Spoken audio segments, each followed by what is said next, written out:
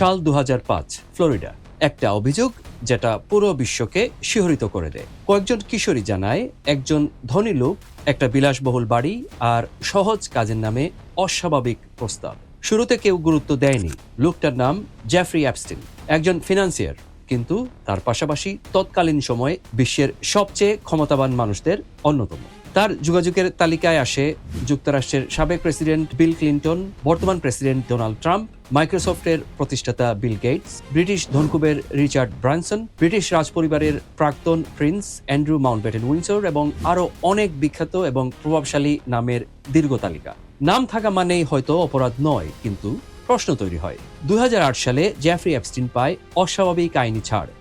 2019 সালে ফের গ্রেপ্তার, কিন্তু বিচার শুরু হওয়ার আগেই সে রহস্যময়ভাবে মারা যায়। ক্যামেরা কাজ করেনি, প্রটোকল ভেঙেছিল।